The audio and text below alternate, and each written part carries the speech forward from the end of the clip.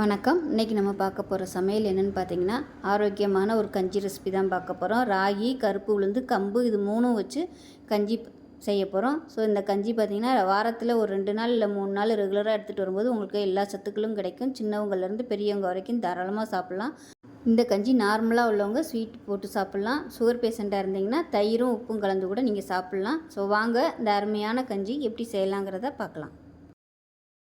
ஒரு பவுல் எடுத்துக்கலாம். இதில் வந்து ஏதாவது ஒரு கப் எடுத்துக்கோங்க. நான் வந்து இந்த சின்ன டம்ளர் எடுத்திருக்கேன். இது வந்து 100 ml பிடிக்கும். இந்த டம்ளரில் ஒரு 1/4 டம்ளர் அளவுக்கு கருப்பு உளுந்து எடுத்திருக்கேன். இதுக்கு பதிலாக நீங்கள் வெள்ளை உளுந்தும் சேர்த்துக்கலாம். கருப்பு உளுந்து சேர்த்திங்கன்னா உங்களுக்கு நல்லா ஹெல்த்தியாகவும் இருக்கும். இதில் 1/4 டம்ளருக்கும் கம்மியாக ராகி, முழு ராகி, அதாவது கேழ்வரகு, அதே மாதிரி 1/4 கப்புக்கும் கம்மியாக கம்பு. இப்போ இது எல்லாத்தையுமே நல்லா கழுவிக்கலாம்.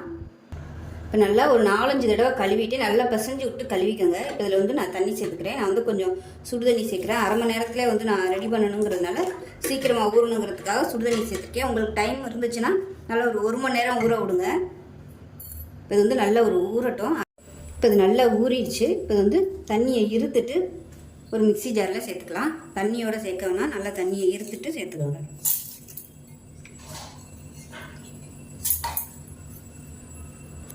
இப்போ நல்லா அரைச்சிக்கலாம். நல்லா அரைஞ்சதுக்கப்புறமா கொஞ்சமாக தண்ணி ஊற்றி நல்லா நைஸாக அரைச்சிக்கலாம். இப்போ பார்த்திங்கன்னா நல்லா நைஸாக அரைச்சிட்டு வந்தாச்சு. இது வந்து அரைக்கிறதுக்கு கொஞ்சம் கஷ்டமாக இருக்கும்.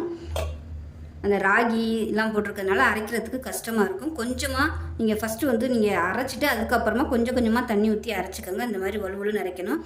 நான் இப்போ அரைக்கும்போது இப்போ ஒரு பேன் எடுத்துக்கலாம். நான் வந்து கேஸ் இன்னும் ஆன் பண்ணல. இப்போ நம்ம அரைச்ச மாவு வந்து இந்த டம்ளரில் நல்லா 1 டம்ளர் அளவுக்கு இருக்குது. 1 டம்ளரும் இன்னும் கொஞ்சமும் இருக்குது. இப்போ இதில் வந்து நம்ம எவ்வளோ தண்ணி ஊற்றணும்னா நல்லா ஒரு 6 டம்ளர் அளவுக்கு தண்ணி ஊற்றிக்கலாம். எல்லாத்தையும் நல்லா கலந்துட்டு சேர்த்துக்கலாம். நல்லா திக்னஸ் ஆகிட்டே வரும். அதனால் தண்ணி வந்து கொஞ்சம் கூடவே சேர்த்துக்கலாம். இப்போ 1 டம்ளர் ஊற்றிருக்கேன். 2, 3, 4 டம்ளருக்கு தண்ணி ஊற்றிருக்கேன். இப்போ வந்து ஒரு அரை டம்ளர் அளவு போட்டுருக்கேன். இப்போ கேஸ் ஆன் பண்ணி விட்டுட்டு நல்லா கலந்து விட்டுடலாம். கை விடாமல் கலந்துகிட்டே இருங்க. சூடு ஏற கெட்டியாகிட்டு வந்துடும். அதனால் நல்லா கலந்து விட்டுட்டே இருங்க. பக்கத்தில் வந்து எதுக்கும் கொஞ்சம் தண்ணி சூடு பண்ணி வச்சுக்கோங்க. கெட்டியாகிட்டே வந்துச்சுன்னா டக்கு நீங்கள் வந்து சுடு தண்ணி வந்து சேர்த்துக்கலாம். பச்சை தண்ணி ஊற்றுறதுக்கு பதிலாக நல்லா கலந்து விட்டுட்டே இருக்கலாம். இந்த ஒரு கஞ்சி வந்து வாரத்தில் ஒரு 2 நாள் இல்லை 3 நாள் எடுத்துகிட்டு வந்திங்கன்னா உங்களுக்கு தேவையான சத்துக்கள் எல்லாமே கிடச்சிரும்.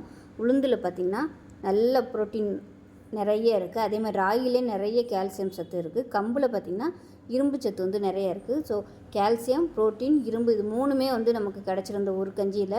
ஸோ எல்லா பிரச்சனையுமே சரியாகும். மூட்டு வலி, கைகால் வலி, ரத்த சோகை உள்ளவங்க, அதாவது கால்சியம் சத்து இல்லாதவங்க, இந்த மாதிரிலாம் இருந்திங்கன்னா தாராளமாக சுகர் பேஷண்ட்டாக இருந்திங்கன்னா மோர் உப்பு போட்டு கலந்து குடிக்கலாம்.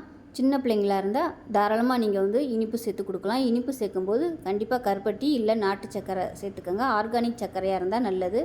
ஸோ ஜீனி வந்து சேர்க்க வேணாம். ஏன்னா இந்த மாதிரி நம்ம ட்ரெடிஷ்னல் ரெசிபி பண்ணும்போது கட்டாயம் அதில் வந்து சர்க்கரை இல்லை கருப்பட்டி ஏதாவது சேர்த்தோம்னா தான் நல்ல உங்களுக்கு அந்த பலன்கள் வந்து முழுமையாக கிடைக்கும். ஜீனி சேர்த்திங்கன்னா உங்களுக்கு அதில் வந்து யூஸே இருக்காது. அதனால் நல்லா கண்டிப்பாக கருப்பட்டி இல்லை நாட்டு சர்க்கரை வந்து வாங்கிக்கோங்க. ஆர்கானிக் சர்க்கரையாக இருந்தால் நல்லது. இப்போ ஈஸியாகவே நம்ம வந்து டிபார்ட்மெண்ட் ஸ்டோரில் கிடைக்கிது. வாங்கி வச்சுக்கிட்டிங்கன்னா காலையில் நேரத்தில் டக்குன்னு செஞ்சு கொடுக்குறதுக்கு ரொம்பவே ஆரோக்கியமாக இருக்கும். அதனால் தாராளமாக எல்லா வயதினருமே சாப்பிட்லாம். கொதிக்க ஆரம்பிக்கும். அடுப்பு நல்லா குறைச்சி வச்சுக்கோங்க. கையில் தெரிக்கும். இப்போ நல்லா கெட்டியாகிடுச்சு பாருங்கள். நல்லா ஒரு கூழ் பதத்துக்கு வந்துருச்சு. இன்னும் கொஞ்சம் நேரம் இருக்கட்டும். இப்போ வந்து ரொம்ப கெட்டியாகிடுச்சுன்னா தண்ணி நல்லா கொதிக்க விட்டு இதோட சேர்த்துக்கோங்க. ரொம்ப கெட்டியாகிடுச்சுன்னா பச்சை தண்ணி ஊற்றினீங்கன்னா நல்லா இருக்காது. அப்படி தண்ணி தேவைப்படுச்சுன்னா நல்லா கொதிக்கிற தண்ணியாக ஊற்றிக்கோங்க. இன்னும் நல்லா கெட்டியாகி வரட்டும். இது நல்லா கொதிச்சிருச்சு. இப்போ எந்த டம்ளரில் எடுத்தோமோ அதே டம்ளரில் 1 டம்ளர் அளவுக்கு சர்க்கரை சேர்த்துக்கலாம். இது வந்து உங்களோட விருப்பத்துக்கு தகுந்த மாதிரி, இனிப்பு சுவை தகுந்த மாதிரி நீங்கள் சேர்த்துக்கோங்க. இது வந்து நாட்டு சர்க்கரை தான் நான் வந்து சேர்த்துருக்கேன், ஆர்கானிக் சர்க்கரை. அதனால் அப்படியே சேர்த்துட்டேன். இல்லைன்னா நீங்கள் வடிகட்டி தான் சேர்க்கணும். கருப்பட்டி சேர்த்திங்கன்னா ரொம்ப ஹெல்த்தியாக இருக்கும். இப்போ பார்த்திங்கன்னா சர்க்கரை சேர்த்து நல்லா கரைஞ்சிருச்சு. இப்போ நமக்கு அருமையான ஒரு கஞ்சி ரெடி ஆயிடுச்சு. ப்ரோட்டீன் சத்து, இரும்பு சத்து, கால்சியம் சத்து எல்லாமே சேர்ந்த ஒரு சூப்பரான கஞ்சி. இந்த ஒரு கஞ்சியிலே நமக்கு வந்து எல்லா சத்துக்களுமே கிடச்சிரும். ஸோ எல்லாருமே வந்து இதை சாப்பிட்லாம். சின்னவங்களில் வந்து பெரியவங்க வரைக்கும் சாப்பிட்லாம். சுகர் பேஷண்ட்டாக இருந்தீங்கன்னா மோர் உப்பு கலந்து சாப்பிட்டிங்கன்னா உங்களுக்கு நல்லது. பெண்களும் சாப்பிட்லாம். எல்லா விதமான நோய்களையும் தீர்க்கும் இந்த ஒரு கஞ்சி. ஸோ கண்டிப்பாக எல்லோரும் செஞ்சு பாருங்கள். செஞ்சு பார்த்துட்டு எப்படி வந்துச்சுங்கிறத சொல்லுங்கள். வீடியோ பிடிச்சின்னா லைக் பண்ணுங்கள், கமெண்ட் பண்ணுங்கள், சேனலை சப்ஸ்கிரைப் பண்ணுங்கள், பக்கத்தில் உள்ள பெல் பட்டனையும் ப்ரெஸ் பண்ணுங்கள். நன்றி.